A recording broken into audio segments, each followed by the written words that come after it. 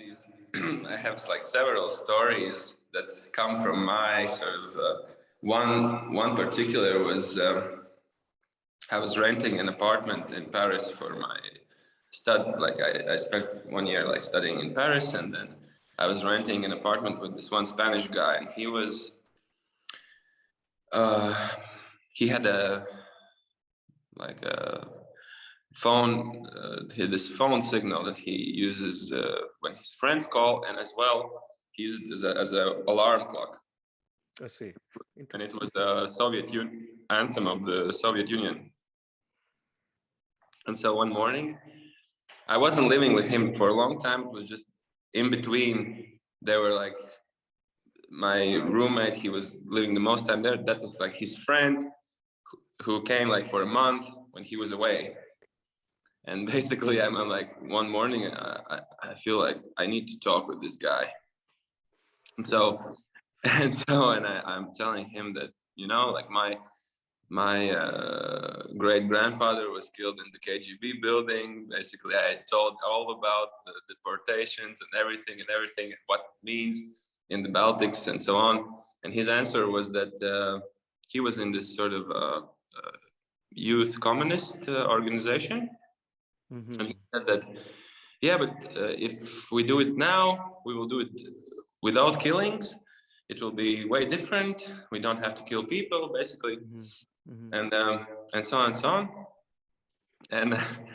And eventually I understood that there's something else, and the something else was that basically they were making festivals. It's a cool organization. They're having all of those events, listening to reggae, ska, like jungle music, yeah. so on, smoking some joints, and then basically at the end I thought I could convince him to wear like a Soviet Army jacket with a T-shirt of young Stalin on the on it.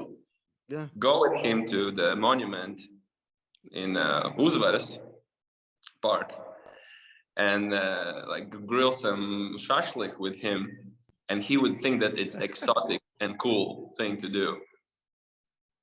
Imagine. Absolutely. That's like Yeah. what I was asking you before. It's something that we share inside, but from the outside, it doesn't look like that. It's like you had this great, basically you were part of this great empire, and now look at you, you're just some like the last country in the European Union, basically. And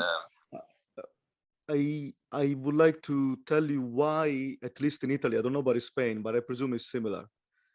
So there are two reasons why in Italy communism is seen more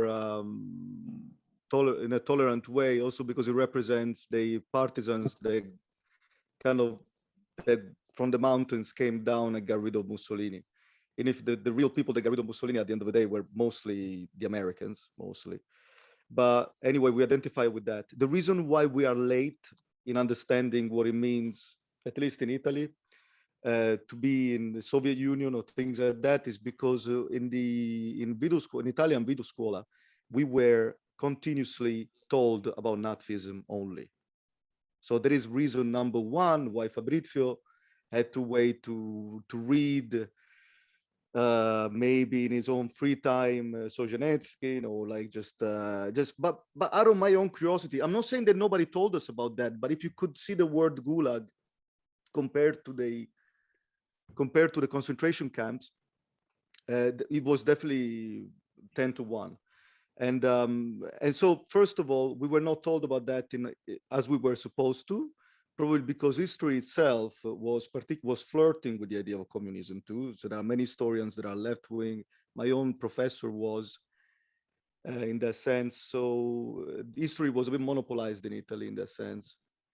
So if it was like that in Spain as well, it wouldn't justify. It would explain how out of the world this person was with the one that you met, and also he could have a point if he believes in a type of communism that is not like the one that is represented with Stalin in Latvia, for example, or things like that.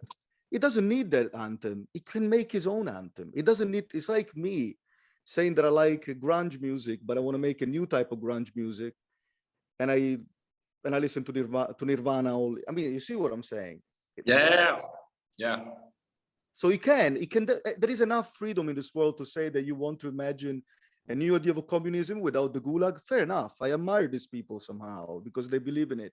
But the idea that you're listening to the anthem of the Russian anthem is a bit, is going to the worst that happened. It's not going to the best, I guess.